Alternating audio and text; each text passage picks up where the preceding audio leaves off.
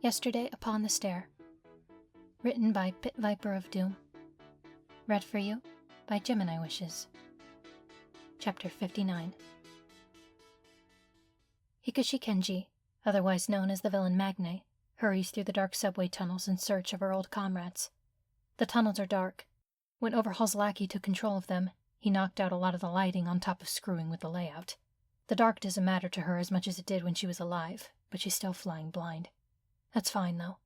As long as she keeps going up, she'll find them. She can dodge heroes easily enough, and she knows where the League's rendezvous point is. Her time is running short, with the Hero Brat's weird power on its way out, but she can make it. She can tell them this wonderful, vital bit of information about the kid Shigaraki was fixated on. They took him once, and they can take him again. Take the kid, take the girl, and they'll be back in business. They'll have to strike fast, while the Midoriya kid is still soft and tender and limping. No matter how many friends he has, those other dead idiots can't stop living villains from taking him back. And Magne's smarter than that she's a bitch. She can make sure there's no funny bullshit going on among the dead. The rendezvous point is close, tucked away in some side tunnels that the heroes aren't using. Magne puts on an extra burst of speed, reveling in the buzz of power. This is the closest to alive she's felt since Overhaul killed her. And just think, once they have the kid and apply a little pressure in the right place, she'll be doing this all the time. It'll be like she never died at all. She hears Shigaraki's voice in the distance, echoing in the tunnels as he bitches about something. Business as usual. And once Magne's done her thing, he'll be happy as a kid on New Year's. She opens her mouth to call to him. Hopefully this won't spook him too bad. And if it does, hopefully the news she's about to deliver will make up for it. Before she can speak, hands close around her throat, mercilessly tight. Magne doesn't need to breathe, but the sensation is still a shock. The grip around her neck squeezes with what would be bruising force if she had any flesh to bruise. She's yanked back off her feet, away from where she knows Shigaraki is. When she fights back, more pairs of hands latch on until she can't move. One clamps over her mouth, gagging her more effectively than the grip on her throat. They drag her, struggling and twisting like a snake, until she's too far away to call out. Her form scrambles with panic, but somehow, impossibly, they hold her. And then she's on the ground, and she is no longer alone. There are people around her, ghosts like her, but not like her, because she can feel the rage and misery rolling off them in waves. She stares at them, first in fear and then in confusion, because she doesn't know them, at first. Their faces are unfamiliar, at first. They don't look like anyone she knew when she was alive. They barely even look like any other ghost she's ever seen. Some of them stand under their own power. Others fuse and meld with the ones closest to them, flickering between one being and several. The only thing they have in common is their eyes. Black, not white. It's not until the smallest one steps forward that she realizes what she's looking at. Ragged, leathery wings drag and hang uselessly from the boy's shoulders. His eyes weep with black ooze. When he opens his mouth, his voice rattles her to her core. You were gonna snitch on Deku, weren't you? She doesn't need to breathe, but she wants to, just so she can hyperventilate. I didn't do anything to you, she stammers out. You were already like this before I ever came, and I didn't even know. The boy steps closer, with all the others hovering close around them. Magne presses herself back as far as she can. He helped me, the boy says. He helped all of us. All of us, a black-eyed woman echoes, her voice whispery and far away. I did bad things, the boy says, hoarse and mournful. I hurt him, and he still helped. I didn't even remember my name till he called me. The rattle in his voice contorts into something that shakes the very particles of thought and memory that make her up. He helped you, and you were gonna rat him out. I wasn't! Magne lies, and flinches when the sound of rattling spreads to the other black-eyed ghosts. The rest of her borrowed power trickles out, leaving her an empty ghost once more. I won't!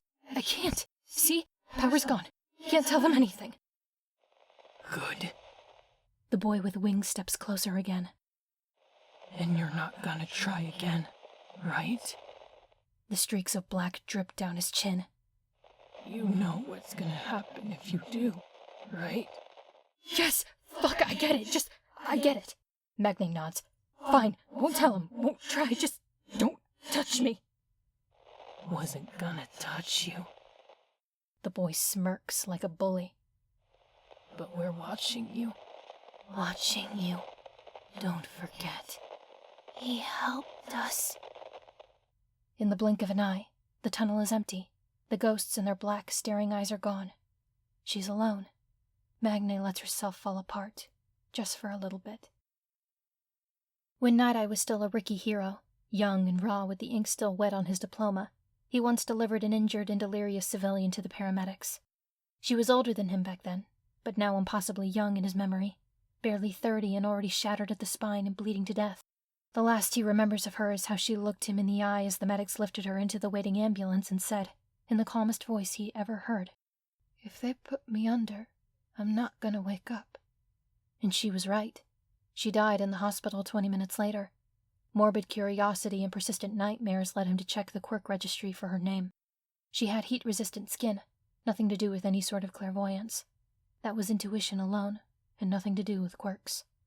Now, as he lies in a hospital bed, stares at the ceiling, and tries not to look at or think about the tubes and wires protruding from the hole in his numbed midsection, he understands. Sometimes, the body just knows.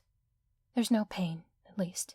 A ventilator is keeping him breathing, and he feels nothing below the sternum, but he doesn't hurt. If he keeps staring at the blurry fluorescent lights above him, he can pretend that's because there's nothing wrong.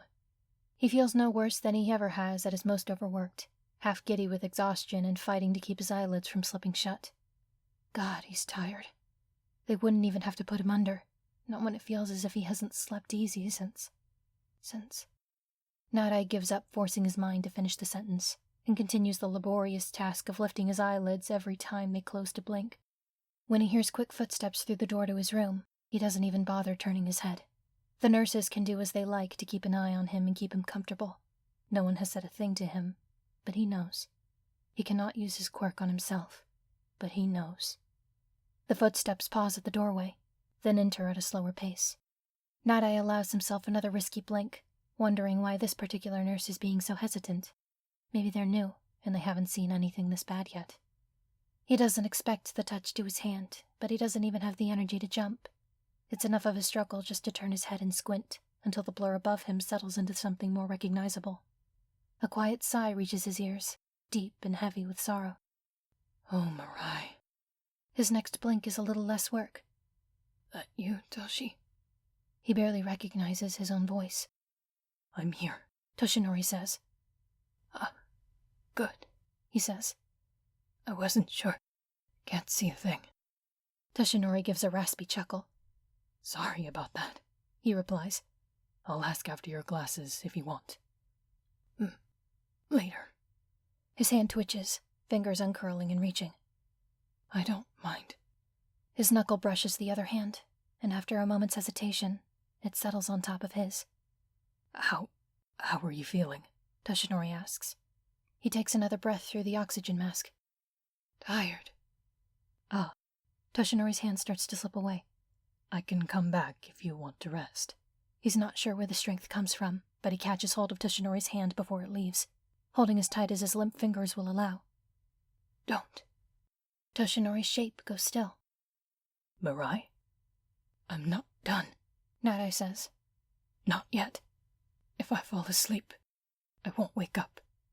He hears the sharp intake of breath, even though Toshinori tries to muffle it. His old friend is still as a statue above him, a blur of bright yellow in the hospital lights. "You can't know that," Toshinori tells him quietly. I can see the future." Truly, a pathetic attempt at a joke. Barely even a quip, but it's the best he can do at the moment. "Not your own," Toshinori says. Nighteye smiles, or tries at least. He wonders what it must look like. "Tables have turned, he says. Now, I'm ready, and you're the one who isn't." His friend is silent for a moment, and it occurs to him that his words were a little crueler than he meant them to be. He takes a breath to speak again, but Toshinori beats him to it. "Are you?" he asks softly. "Are you really all right with this?" He thinks of the work he still has left to do. He thinks of the sidekicks under him, the mess he'll leave behind for them to clean up. He thinks of Mirio, who's come so far since they met and still has so much further to grow. He thinks of Midoriya, still young and raw and exploding with potential. He thinks of Toshinori, and the past 6 years gone to waste. A lump forms in his throat, making it hard to breathe even with the mask. "No," he admits. Toshinori squeezes his hand. His breathing sounds funny. "You know, for what it's worth, I wasn't either," he says. I was frustrated and afraid, because I lost so much, and I gave up so much, and I always thought I'd have to give up everything in the end, and finding out that I was right, it just seemed unfair. Of course it was unfair. Nighteye starts.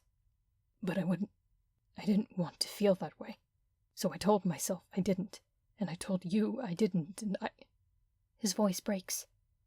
I pushed you away, on purpose, because you were one of the things reminding me why I didn't want to die.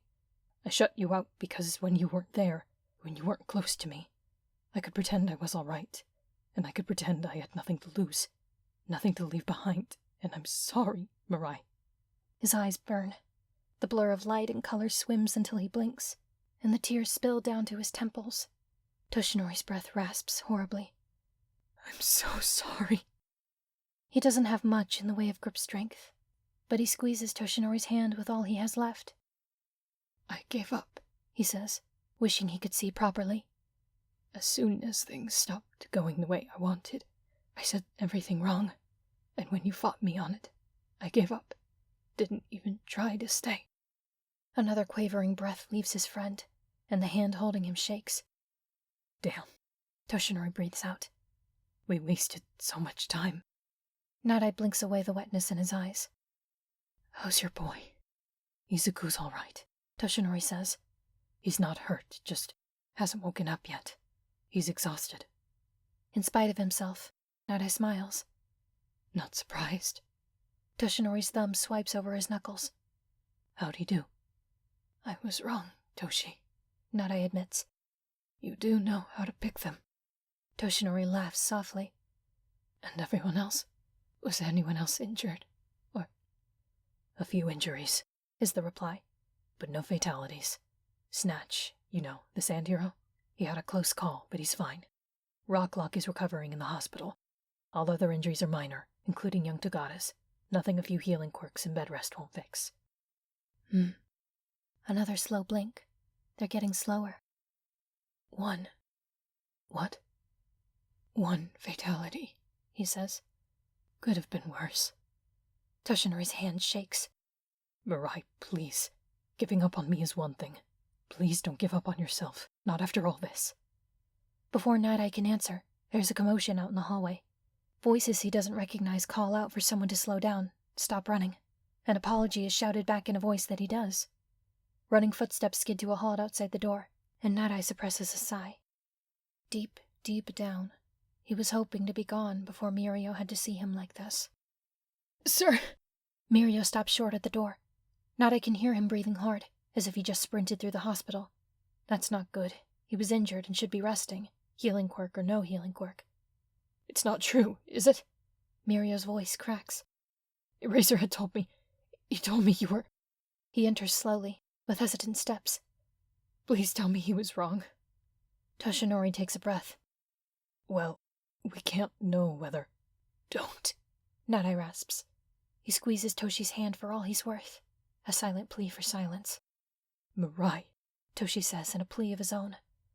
Now's not the time. Nighteye murmurs. Don't be cruel. Toshi's hand shudders in his grip. A second patch of gold joins the first, to his dismay. The last thing he wants is for Mirio to watch him die, but he can't find the words to tell him to leave. He doubts the boy would listen anyway. Sir. He can barely see how Mirio stands with his hands braced on the railing, leaning toward him as if he wants to reach out, but can't. Sir, I'm sorry. I'm so sorry. What an odd thing to say. From what little Nighteye has been told, and what little he can remember, it was Mirio who brought down Chisaki in the end, though one of Ryukyu's interns dealt the final blow. Whatever for? Mirio's voice breaks. I should have been there. I should have been fighting with you. I should have been there to help, and I wasn't. I was so slow. Odd, Nighteye murmurs. I seem to remember you arriving right when you were needed. I didn't, I wasn't there until the end when it was already too late, and if I'd just been faster, if I'd been there, then Midoriya wouldn't be hurt, and you wouldn't be... Mirio, I'm sorry I wasn't fast enough. You fought so well, Mirio. I couldn't be prouder. Mirio sobs, a broken, pitiful sound that sends cracks into Night-Eye's heart. I'm sorry, too. I wanted to see what you would become with my own eyes. Living eyes, he thinks. He will see it happen either way, but it isn't the same if it isn't a future that he can reach out and touch. I don't know if I can. Not without you. It's getting harder to breathe, he realizes. Not that the mask has stopped working, but breathing takes energy, and his is slowly running out. Now, what did I tell you about selling yourself short? With the last of his fading strength, he lifts his free hand and feels his way to Mirio's face. His protege starts at the touch, before leaning into it as he tries and fails to swallow another sob. Nighteye feels Mirio's tear-stricken face in one hand, and Toshinori's hand in the other. He has two choices before him. Something tells him he only has time for one. He makes his choice, and the future stretches before him, moment by moment. It is bright, it is beautiful, and then it is gone. It hits him all at once. That is to say, nothing. It's a strange thing, to feel nothing. Or perhaps it isn't strange, because it isn't anything at all. That's sort of the point.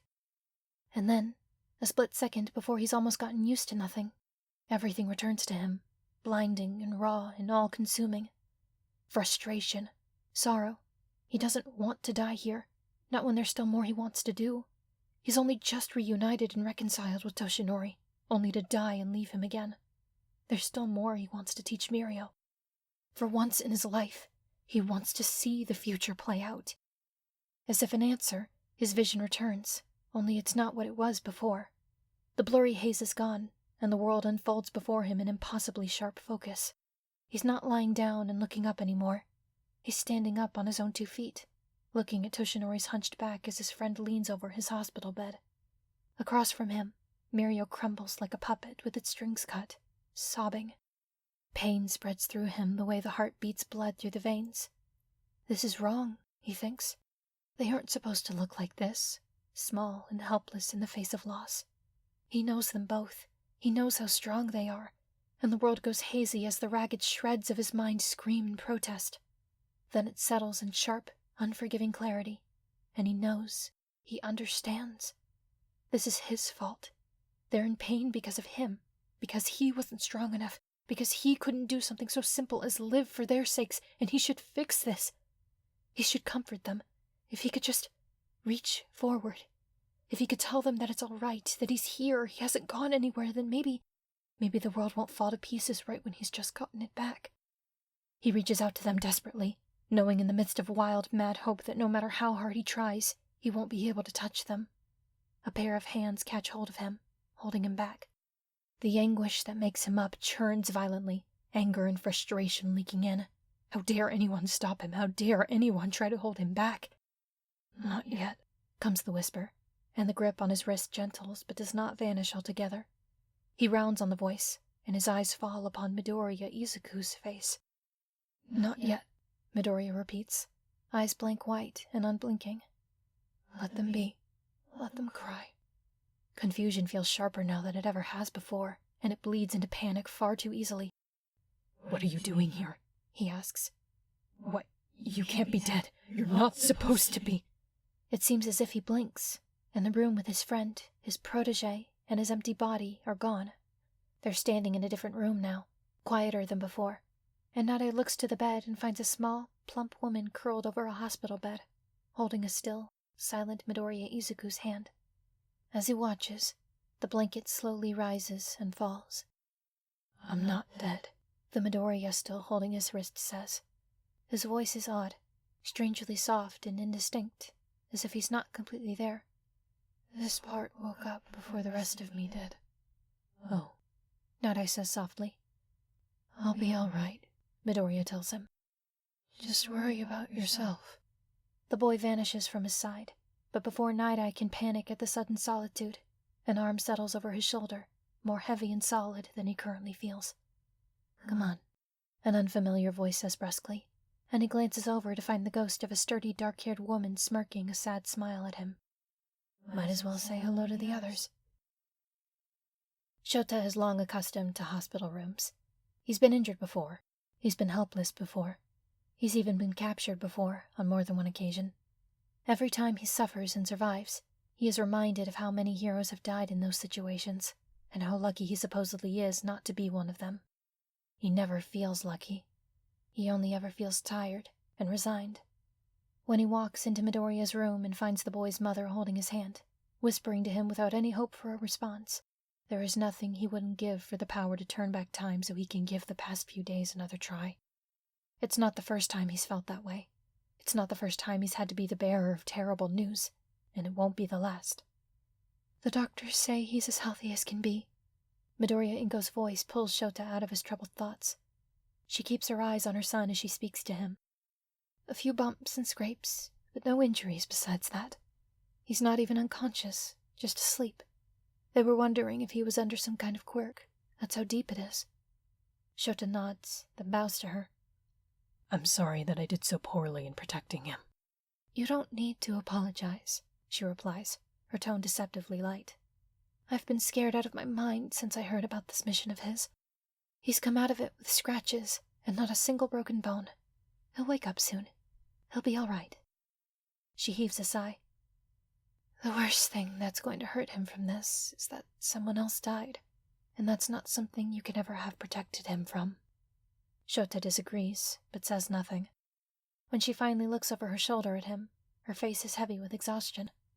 "I'll tell him you came by when he wakes up." Shota inclines his head to her and leaves the room in search of his other students. He finds them all in one place. Someone must have set aside a quiet spot for the student heroes, or they were simply lucky enough to find the little waiting room, out of the way and empty. Kirishima and Asui sit on either side of Uraraka, who stares down in silence at her own hands. Kirishima's arm is around her, and Asui's hand rests palm up in Uraraka's lap, a silent offer of comfort. For his part, Shota is not ignorant to Uraraka's humble ambitions. She has no grand dreams of glory, only the simple desire to support herself and give her family comfort and stability. There are very few bad reasons to save lives, and in Shota's eyes, that is not one of them. He has never subscribed to the opinions of Stain and his ilk, that heroes should somehow rise above their physical needs. Saving lives has been a career since long before quirks evolved. Take that away, and you'd have to toss out the entire medical field along with it. But there comes a point when a career path becomes more than just a paycheck, and Shota can tell by looking at the three faces before him that they are coming to truly understand just how high the stakes are for heroes. But now's not the time to talk about that. Kirishima is the first to speak. "Is Midoriya okay?" "He's fine," Shota replies, and sees the tension leave the trio all at once. "Exhausted, but uninjured." "But Sir Nighteye isn't," Uraraka murmurs. She hasn't taken her eyes off her hands. They're clean of blood now, but Shota knows from experience that she'll be seeing the stains for a while. "No," Shota says quietly. "The doctors did what they could, but he succumbed to his injuries." Uraraka doesn't answer, and he kneels down to her eye level. "That's not on you. You know that, right?" Her mouth tightens into a stubborn line. "In missions like this, you can't bear the weight of every mistake," he goes on, looking at all three of them in turn. "And sometimes there are no mistakes. Every hero can do everything right, and things can still go wrong. That's not a burden for any one hero to carry." Tears trickle down Uraraka's face, and she quickly wipes them away. "That's one of the hardest lessons a hero must learn," Shota says. "You can't save everyone." "I want to," Uraraka says. "I want to save people. I want to save as many as I can." "And you will. You have." Shota focuses on the girls for a moment. "Don't forget, you saved at least one life today." He's not just saying it to make them feel better. If the girls hadn't intervened when they did, then he would probably be dead. "And Eri too," Kirishima adds. "Eri too." "I'm going to do better next time," Uraraka says. She doesn't speak it like a vow, or a hope. She states it like a fact. "I know," Shota says. I believe you, Uraraka. Throughout it all, Asui says nothing. She's barely taken her eyes off of him since he walked in. There are questions burning in her unblinking stare, a reminder of what she's seen. Shota lifts an eyebrow at her, and she lowers her eyes. She can wait for explanations, it seems. An hour later finds him in a hospital restroom, trying not to zone out as he washes his hands. He stares at his own reflection and marvels at the lack of new scars. He hasn't gained any since the USJ. All of his injuries since then have been minor. He does look tired, but there are no new marks to grimly admire in his reflection.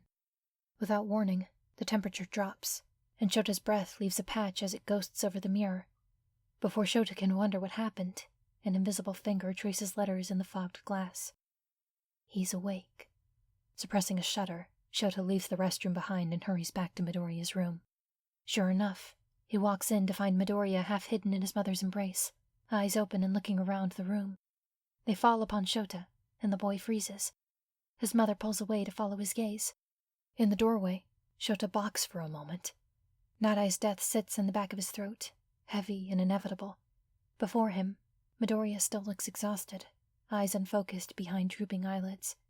It's only by virtue of the angle of the pillows behind him that he's sitting half upright at all. "It's okay," Midoriya tells him in sluggish sign. "I already know." Relief mingles with dismay. He doesn't have to be the bearer of bad news, but only because Midoriya is already carrying it. Words escape him.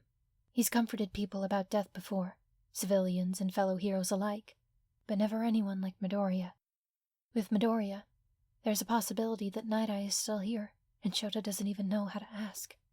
His student's eyes stay on him for a while, and Shota can see the gears grinding through the heavy exhaustion. After a moment, Midoriya shifts over and taps his mother's arm. His next signs are quicker, indistinct, more garbled for lack of a better word, and Shota only picks out enough to know that Midoriya wants to say something to Shota, but not to her. A quick discussion follows, half in whispers and half in sign, before she finally kisses her son on the forehead and gets up from the chair. "I'll be out in the hallway," she tells Shota, and leaves the room. "I'm not going to interrogate you right now," Shota tells him. "There's time for that later. You can wait until you're ready." Midoriya shakes his head. He reaches for the table beside his bed, where a notepad and pen have been left for him. His mother must have requested them, just in case. She knows her son well. His handwriting is just as wobbly as Shota would expect. The conversation progresses slowly, but he's patient. "I don't want my mom to know this yet." This, of course, raises a few alarms. "I won't keep secrets from your mother where your safety is concerned," he says bluntly. Midoriya shakes his head again. "I know. I'll tell her myself, but not yet." "Tell her what?" Shota asks, and no amount of bracing can prepare him for what Midoriya writes next. "I died. Eri brought me back." The shock doesn't wear off. It can't wear off, not for something like that. All Shota can do is adjust to it. "When you say died..." The pen in Midoriya's hand digs into the paper, scratching through a few pages. The knuckles gripping it are white. "I was dead. Chisaki killed me. Eri used her quirk." Shota feels panic growing in the distance, alongside many other things. Terror, anger, overprotective fury. He wants to take the boy by his shoulders and shake him, to demand to know what the hell he thought he was doing, getting killed on what should have been Shota's watch.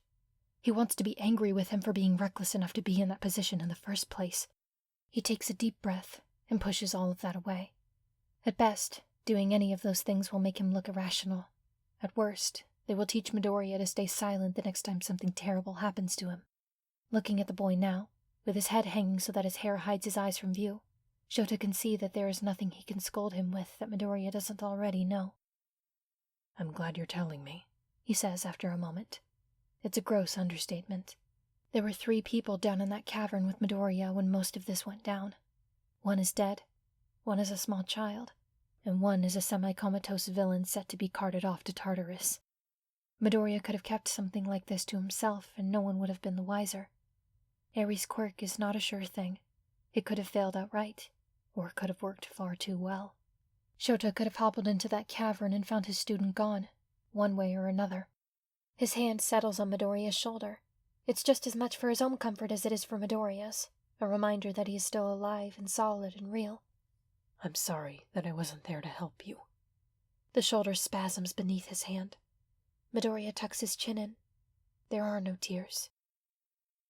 It's Kirishima who sends out the first text, announcing both the end of their mission and the fact that all 4 of them emerged nearly unscathed. Word reaches the Class 1A dormitory and sweeps through the crowded common room like a sigh of relief. Tenya doesn't realize he's been holding his breath until the news reaches his ears and he lets it out at last. Then come whispers of a fatality. Not one of their classmates, but one of the supervising heroes. And Tenya finds himself catching Todoroki's eye from across the room. Not a single member of the class is upstairs. No one has left the common room since news first reached them. Koda is passing his rabbit around, keeping nerves settled.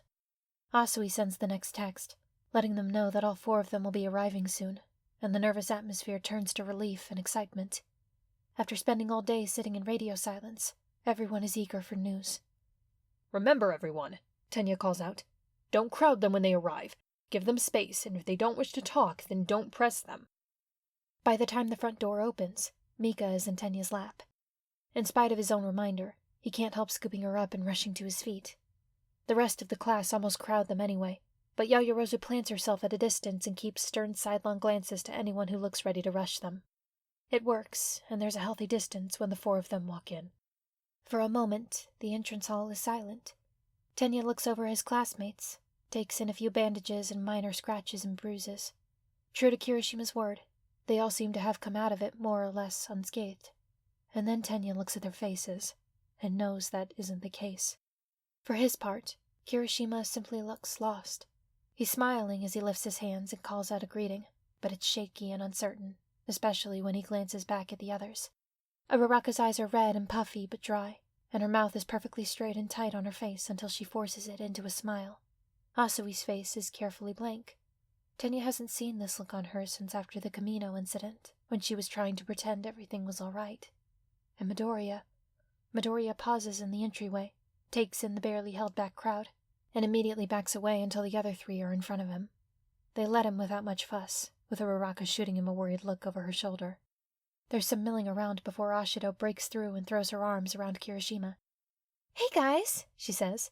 I'm glad you all made it back okay. It's good to be back, Kirishima answers, and the tension breaks. Everyone converges on each other, cautiously at first, before caution is thrown aside in favor of camaraderie. Except Tenya notes Midoriya edging around the outskirts, unnoticed. If Tenya hadn't been looking for him specifically, he might have missed him as well. Apparently he isn't the only one, because Todoroki catches up to him first. Midoriya? Tenya keeps his voice down as he approaches. It's clear Midoriya doesn't want that much attention. His friend looks tired. That's all Tenya can think of to describe it. He looks more tired than he's ever looked before in his life. He signs, and Tenya is still learning, but he can recognize, I want to be alone right now. Without another word, Tenya holds out his cat. Midoriya purses his lips.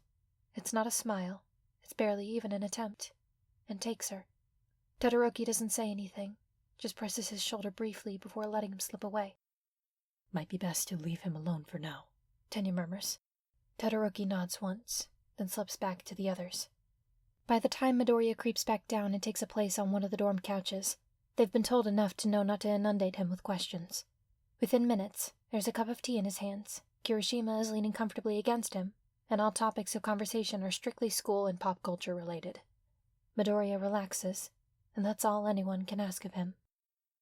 Late at night, Shoto sits up and reads by phone light. He's resigned to being awake, resigned to the noise in his head that won't let up.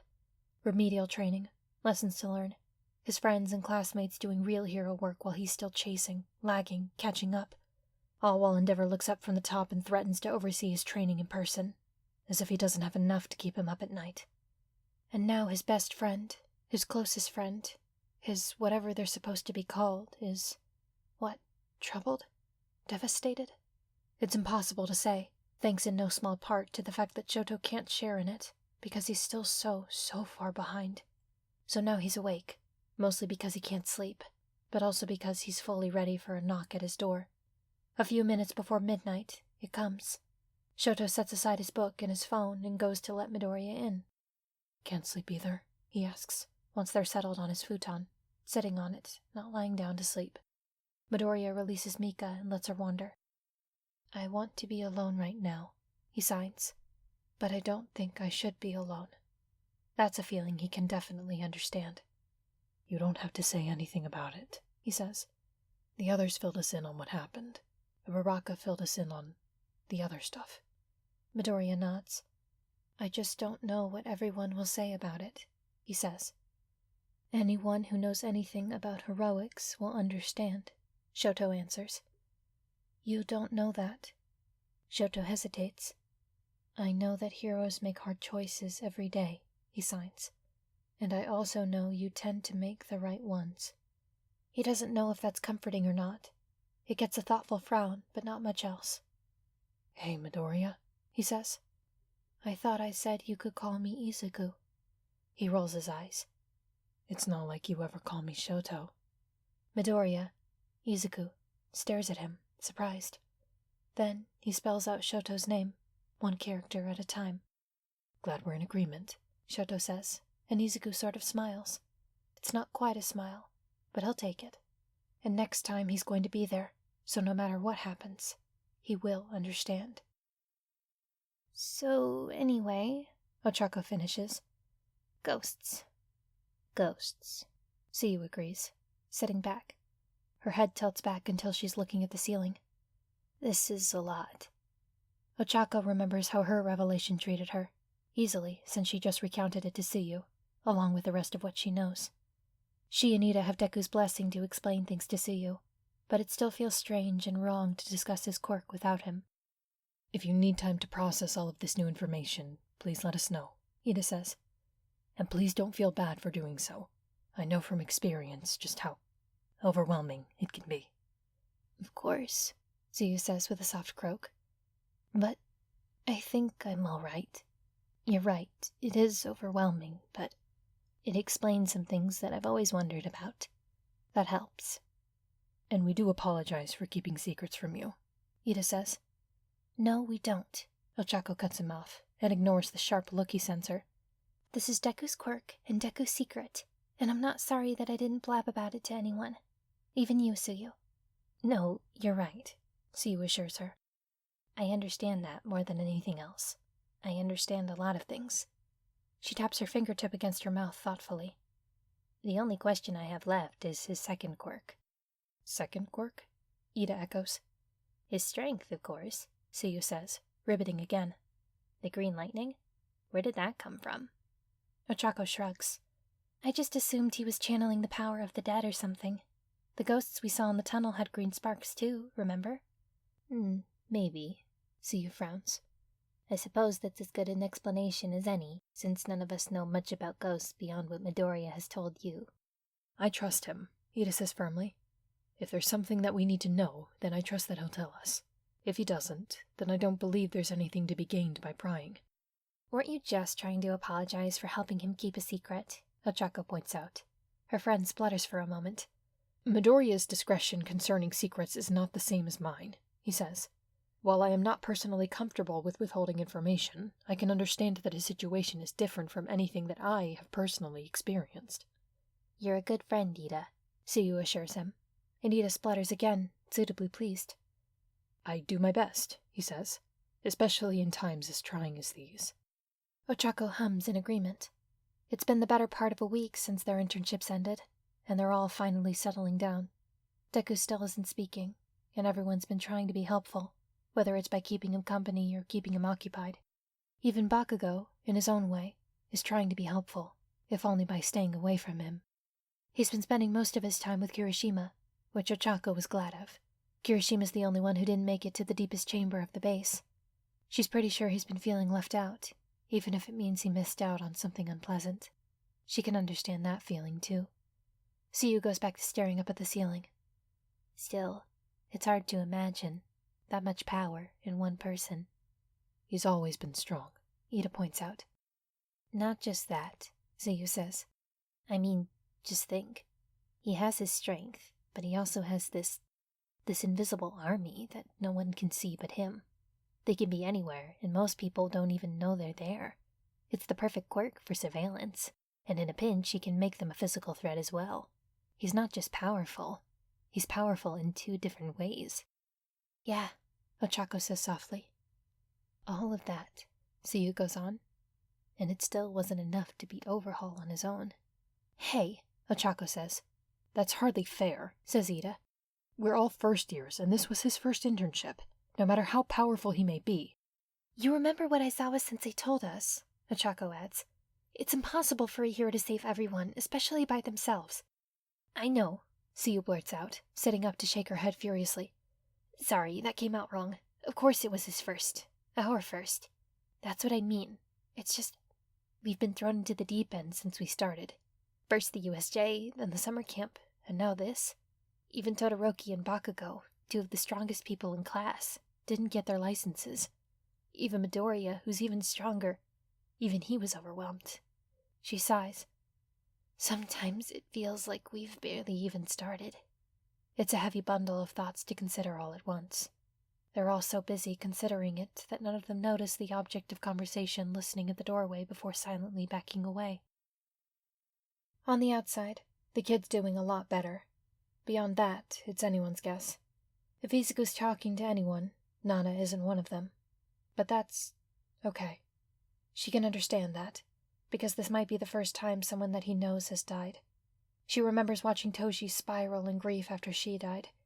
Toshi's only doing a little better than he was back then, and Izuku, well, she thinks, she hopes, that he's doing okay. He's not isolating himself in his grief.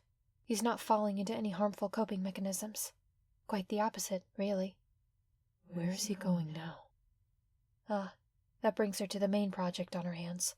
At the moment, they're on a train, heading into town. Izuku's in a different car, bent over a piece of paper while a ghostly old woman dictates a note for him. Nana doesn't need to watch over him personally, not when he's occupied by two of his living friends plus Eraserhead. Don't know, Nana replies, and can't help grinning at the mystified look on Night-Eye's face. The where's not really important. You'll see what I mean. They get off near a residential area. Nana follows at a distance, smiling to herself. The kiddo's hemmed in with Uraraka on one side and Todoroki on the other, and Rei orbiting them all like a moon. Eraserhead follows at a closer distance, keeping a watchful eye on his kids as the old woman's ghost leads them through the neighborhood. Maybe he's feeling better. Maybe he isn't. If not, at least he's in a place where he can, eventually. He's surrounded by people who will help him every step of the way. I still don't quite understand, Nana says, as the little group enters a cul-de-sac. Beansprout's taking a self-care day, Nana explains, and Night-Eye looks no less befuddled. The old woman leads them to a house. As they watch, Izuku darts up the steps, slips the note under the door, and comes back. It's over in a matter of seconds. Nana is too far away to hear anything, but she can see the woman weep as she bows repeatedly in gratitude, and then vanishes into thin air. Izuku stays still for a moment more, then moves on. On to the next one, Nana says cheerily. The next what? I don't know, she says. Favor, I guess. Actually, no, favor's the wrong word. Favor implies he's expecting it to be repaid. It's more like a good turn, community service. For the dead community, she thinks. Incredible. Sure enough, they chase the kids back and forth across Musatafu. Another note to deliver. A front door left unlocked. Food bowls to set out for a colony of stray cats. Little things that add up to a full day. It's only when they all swing in the direction of a junkyard that Izuku's pace slows. It's fine, Deku, Uraraka insists. You already warned us about this kind of stuff before we left, and we don't mind. I already helped you pull a very dirty dog out from under a house, Todoroki adds. This is nothing. Izuku still hesitates, only for Eraserhead to step in. This'll be the last one for the day anyway, he says. Any more and you three will miss curfew. With a nod, Izuku leads them into the junkyard. Nana drifts over to the fretful ghost who sent them on their errand in the first place. Hey, what are you looking for again? The ghost startles at her sudden appearance. My daughter's toy. It's an orange cat with stripes. She left it in the car after the crash, and now she can't sleep without it. Understood. To Night-Eye, she says, You heard her. Come on, it'll go by faster if we help. She lets Night-Eye go his own way, noting how he keeps his distance from Izuku. As far as she knows, he hasn't approached the kid since he first died, much less talked to him. She's trying not to be impatient about it. After all, these things take time. Does he do this sort of thing often? Nighteye asks, as they drift through the junked cars. Sort of, Nana replies. Not often, exactly, but everyone copes in different ways. He says he's been doing it since he was small. It helps him to be helpful, and I can understand that. When things go wrong, it's comforting to remind yourself that you can still do good. Nighteye makes a thoughtful noise. One of the reasons I found what you said so frustrating, she adds, keeping her tone light. It still lands harshly. I didn't know the truth, he says, half to himself. You didn't ask. Nana sweeps past him to glance over a pile of rubbish. You drew your own conclusions and ran with them. Like I said, frustrating. I know, he says, frustrated, with himself, not her. It's one thing to be told. It's another to see it for myself. She grins at him. He's got a lot of love to give. He's like Toshi that way. Love and sunshine for everyone he meets. His is just a little spookier, that's all. It takes a little while for Nighteye to answer. Not everyone, he murmurs. And perhaps if Nana were listening with living ears, she wouldn't have heard it.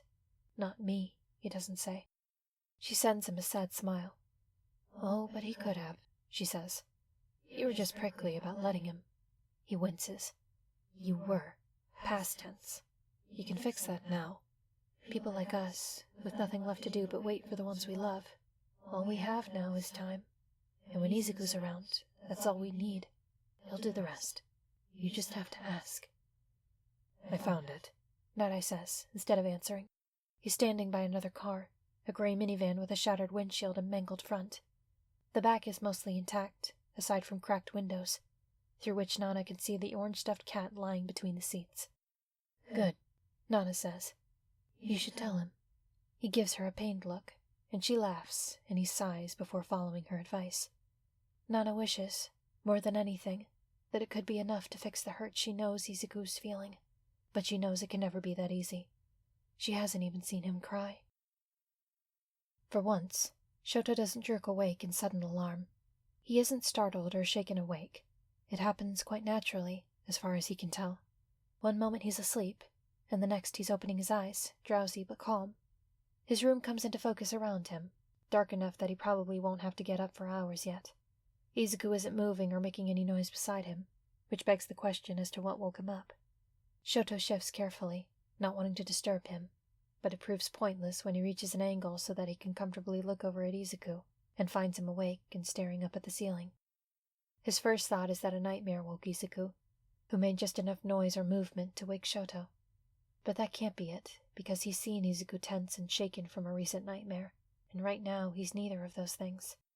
Right now, Izuku just looks tired. I just realized something, he says out loud with his voice. Shoto would be more excited about that if only he were more awake. At the moment, it's taking all his sluggish brain power just to follow along. Aizawa took a hit for me, you know, Izuku goes on. That's how he got captured. That's why he wasn't there when Overhaul came. Almost immediately, Shoto is awake. Even in the mire of sleep, it isn't hard to see where Izuku's thoughts are headed. Araraka says you and Tagata stopped him, he says. Izuku won't look at him. Tagata wasn't there till the end. Before Shoto can answer, he says, I heard from a ghost that Overhaul was far away, in another part of the tunnels. I told him that, and he went. Shoto says nothing. This is the first he's heard of this part. If Aizawa hadn't taken that hit for me, he and Tagata would have both been there. Two perfect counters to Overhaul. For a moment, Shoto thinks he's about to cry, but Izuku's eyes stay dry, open, and fixed on the ceiling. But that's not what happened. There was just me. And you still took him down, Shoto points out, quietly. You did what was needed. Izuku doesn't answer at first, as Shoto presses closer in a helpless attempt at being comforting. At some point it will sink in, just how close his friend came to not coming back. It's not the first time Izuku has almost gotten killed when Shoto wasn't there. If they become the heroes they hope to be, then it won't be the last. I didn't take him down, Izuku whispers, as Shoto starts to drift off again. I couldn't even do that. You're not invincible, Shoto murmurs back. Can't keep blaming yourself every time something goes wrong. He swallows a yawn. You're enough. I don't feel like enough. Okay, I'll just keep saying it till you do. If Izuku says anything after that, Shoto doesn't remember.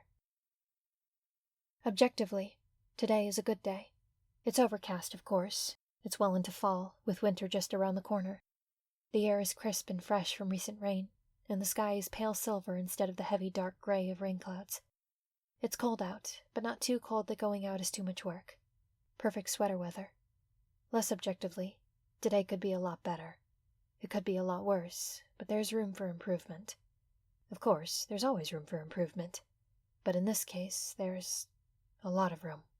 Way too much. More than Mirio knows what to do with. It's barely noon and he's already tired, having cleaned his dorm room twice, scrubbed his bathroom, and neatened up the common room while his classmates were out. He would love nothing more than to be with them, but his homeroom teacher took one look at him this morning and sent him straight back to the dorms, no matter how desperately Mirio claimed to be fine. He thinks about Sir in the middle of cleaning his bathroom, accidentally scores the scrub brush over his hand, and tells himself that the tears are a pain reflex. Technically, he is fine. He's not injured. He's not sick. He's not anything. He's just sad. Who takes sick days for being sad? After he can't find anything more to do around the dormitories, he goes for a run to prove it to himself. At some point, he has a plan for how many laps to run, but then he thinks about Sir again and loses count. By the time he wobbles back to his dorm room on legs that feel like clay, it's barely lunchtime. He's beginning to regret urging Tamaki to go to class instead of keeping him company. He underestimated just how long the day would be without classes to fill it. When he passes through the common area to the kitchen, he's struck by a frustrated combination of hunger and nausea. His stomach is empty, but he's pretty sure he'll be sick if he tries to eat. Maybe Sensei was right to make him sit out of classes today. He hops in the shower and has a good cry under the spray and... yeah, Sensei was probably right. Still, crying is soothing, and so are showers, and by the time he gets dry and dressed, he thinks that maybe, just maybe, he could manage eating something. Mirio spends an inordinate amount of time staring into the fridge, taking in containers and bags of his classmates' leftovers, plus the pot of soup Tamaki made yesterday. He can handle soup, can't he? Tamaki won't mind. In fact, Mirio's pretty sure Tamaki made the soup for him anyway. He realizes with a jolt that he's left the fridge open too long, and steps back to close it and gather his thoughts. The door swings shut, and Midoriya Izuku stares at him in its place. Mirio actually jumps, because he's a human being and human beings jump when they're startled. There are a lot of things that don't make sense about Midoriya, and his total lack of presence is one of them. It's so consistent that it has to be quirk-related, and how can something like that coexist with strength that turns concrete into gravel? I need to talk to you, Midoriya tells him, while Mirio is in the middle of getting his breath back. How did you get in here? Mirio asks. The front door is ID card locked. Borrowed Hado's, Midoriya says. Can we talk? It's important. Sure. Food can wait. Midoriya's talking again, and he's here instead of in class or in his own dormitory, and if he says it's important, then it must be important. Come on, my dorm's on the 3rd floor. It's also immaculate from this morning's half-desperate cleaning. It looks like a picture in a catalog, only with more posters and personal effects. Midoriya's eyes rake over it, blinking a little. He looks like he hasn't slept much. Mirio hooks his foot around his desk chair to pull it out, then sits on his bed. So, what did you want to talk about? He purses his lips, unsure of what face he should make. He has a very uncomfortable feeling that Midoriya is about to do something silly like try to apologize for what happened, as if any of it was his fault, and Mirio wants to nip that in the bud as soon as possible if it's the case. But Midoriya has spent the last few weeks silent, so the last thing Mirio wants to do is interrupt. Midoriya ignores the chair and stands in the middle of the room, putting a bit of distance between them. On the outside he looks relaxed, impassive, but who knows what's going on inside his head. I trust you, Midoriya says bluntly. You're honest, and you act loud and over the top all the time, but you have more common sense than most of the people I've met in my entire life. Says Mirio. Thanks. So I know when I ask you to keep this a secret, you will, Midoriya goes on. Especially after you hear what it is. Of course, Mirio says automatically. Midoriya falls silent for a moment, collecting his thoughts, until finally... Do you know what my quirk is? What? My quirk, Midoriya repeats. I can't remember if I ever told you what it was. Strength enhancement, Mirio says hesitantly. I think, and possibly sense enhancement. There seems to be a lot more to it. Midoriya nods. You said you saw the sports festival, right? You saw me. What I did to myself. Mirio nods, still uncertain. It looked pretty bad. You have better control now than you did back then. That's because I've had it 9 months instead of 3, Midoriya says. You... what? Mirio does a few mental calculations. Your quirk came in last February? A connection is made. Wait, that's entrance exam season. Midoriya nods. I got it the morning of. If you thought the festival was bad, you should have seen what I did to myself then. Mirio stares, speechless. I could lie and tell you that I was just a late bloomer with a freak mutation. Midoriya won't meet Mirio's eyes anymore. But I'm not. It was given to me. It has 2 parts. Power stockpiling and passing on at will. It's strong because it's passed through enough hands to make it that strong. It's called One for All. His eyes flicker to Mirio's, only briefly. Are you with me so far? Yes, Mirio says, otherwise dumbstruck. Holy shit. Holy shit. 10 months before I got it, I met All Might, and I guess I made a good impression, Midoriya says, because he decided he wanted me to have his quirk. Holy fucking shit. Why? Mirio pauses to swallow with his dry throat. Why are you telling me this? Because Nighteye wanted it to be you. Hearing Sir's name, after spending the past few hours trying not to let himself think it, is like having his head forced underwater. What? He wanted you to take One for All, Midoriya says. He thought you were perfect. You have a good quirk, you're strong, you're determined, and you're good. You're a good person, and you do great things with it. The only reason why you don't have it is that All Might ran into me before he had the chance to meet you. Mirio chokes out. He's been fighting against his own head all day, forcing down the memories just so they won't drown out everything else in the silence, running himself ragged just to stay ahead of them. And now, he isn't lying. Midoriya wouldn't just lie about something like this. He's not that kind of person, and even if he were, there's nothing to be gained from making up something like this. It's the truth. That's the only way any of this makes sense. But it doesn't make sense because Sir never told him. He never. Why are you telling me this? He asks again. Because after everything that's happened, I can see where Nighteye was coming from, Midoriya says. It was supposed to be yours. So now I'm asking you if you want it. What? I mean, I think it's safe to say you'd be better at it than I am, Midoriya says with a shrug. It's almost convincing. Almost enough to hide the trembling, wire-taut tension in his voice. Not that it's hard. I've set the bar pretty low. I'm just sorry it took so much for me to realize that. It shouldn't have. I should have figured it out back at Camino. The words pull Mirio back, out from under the icy depths of whatever drowning pit his grief keeps dragging him into. He can breathe again. It shouldn't be this easy. It shouldn't take somebody else's pain to clear his head. But sometimes it's easier to help someone else than it is to help himself. And there's just so much wrong with what he just heard that he can't let it go uncorrected. This is what you and Sir were arguing about before, wasn't it? He says, once he finds his voice. Midoriya nods. I could tell there was something about you he didn't approve of, and you were challenging him on it, Mirio says. I just didn't know what it was. At least that much makes sense now. He could never figure out what Sir had against Midoriya, but this makes sense, as much as he hates to admit it. Sir was stubborn, even rigid. Maybe that was what happened when you were used to knowing the future. You got used to staying on one path. He shakes his head. You never seemed to care about what he thought of you, he says. I liked that about you. He was intimidating, but you didn't let it shake you.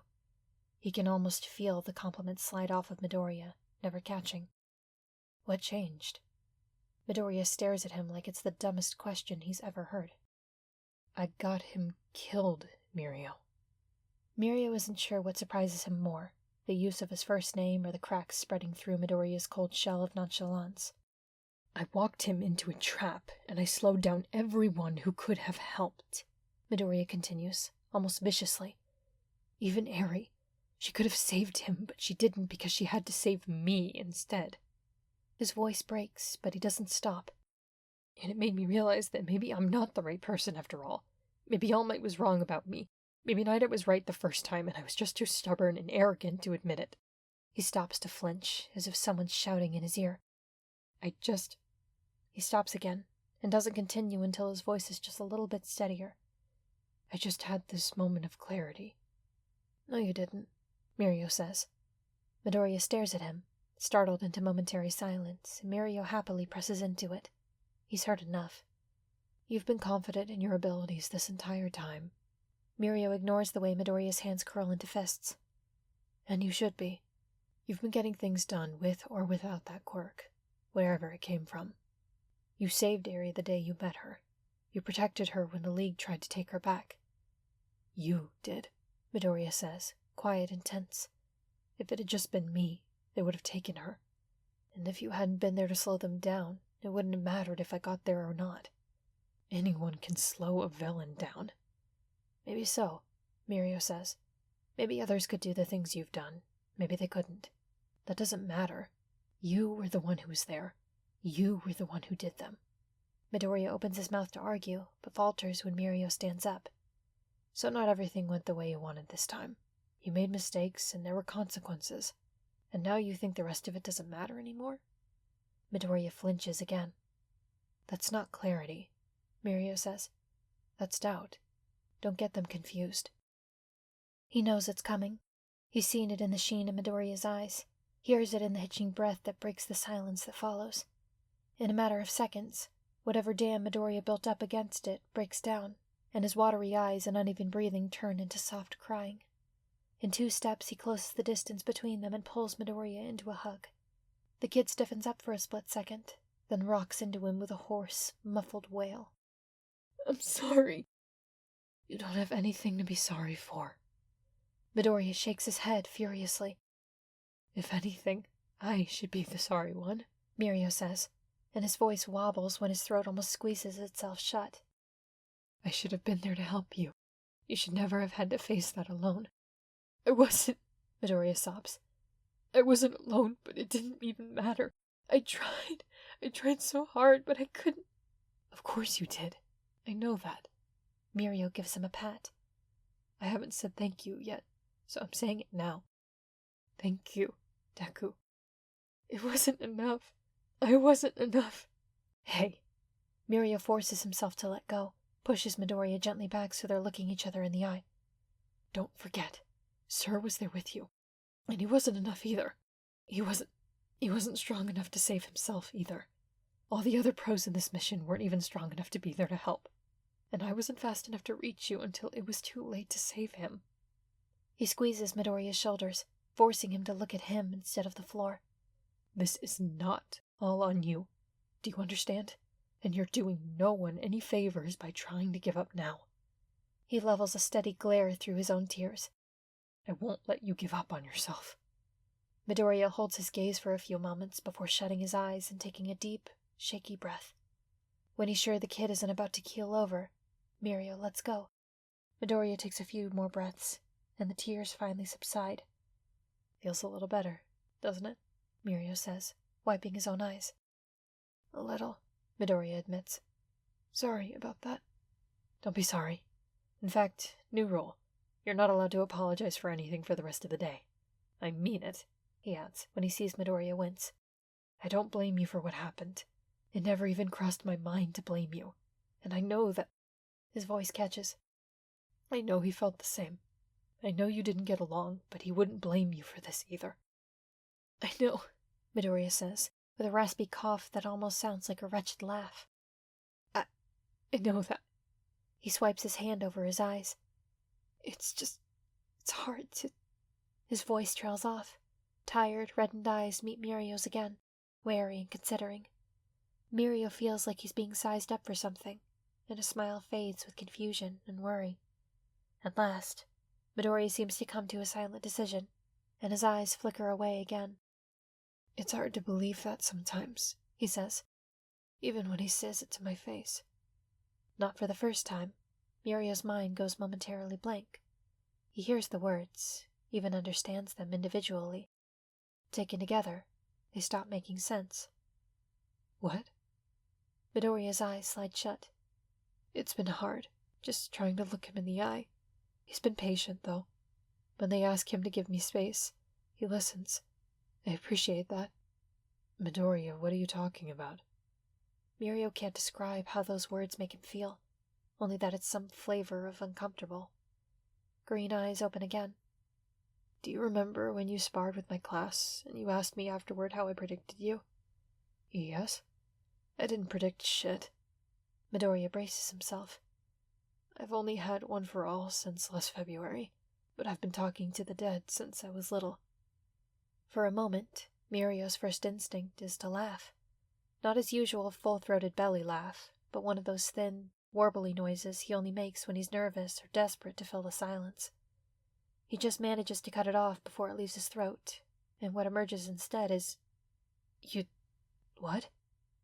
Midoriya gives him another one of his strange, piercing looks, as if he's weighing Mirio against something else. I can leave now, if you want, he says. Let it sink in, what that all means, if you need, if you don't believe me yet. It's a lot, I know. Or, Mirio squeaks out. He wants to talk to you, Izuku says. There are things he didn't get to say before. Only if you're ready. He can wait if you're not. For once in his life, Mirio genuinely doesn't know what to say. He can only stare at him, pleadingly. For what? What does he want? He doesn't even know what he wants, just that he does. Midoriya tilts his head to the side, as if he can read Mirio's thoughts better at a different angle. For the record, he says, even if you said yes to me before, I would have done this before I gave it to you.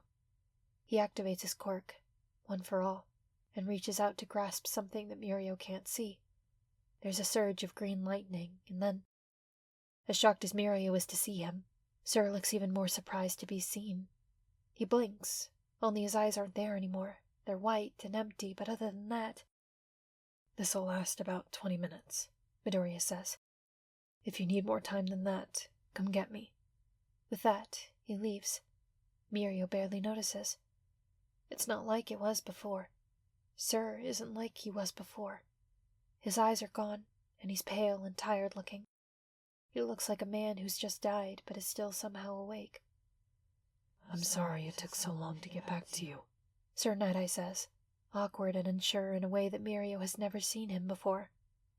They said it was better to give you some time, and I'll admit this has taken some getting used to for me as well. Mirio stares. Too much? Nighteye asks. I did say I wanted to see what you would become with my own eyes. I meant it. Mirio chokes something that is either a laugh or a sob or both, as he launches himself forward and confirms that his mentor really is solid and real and here.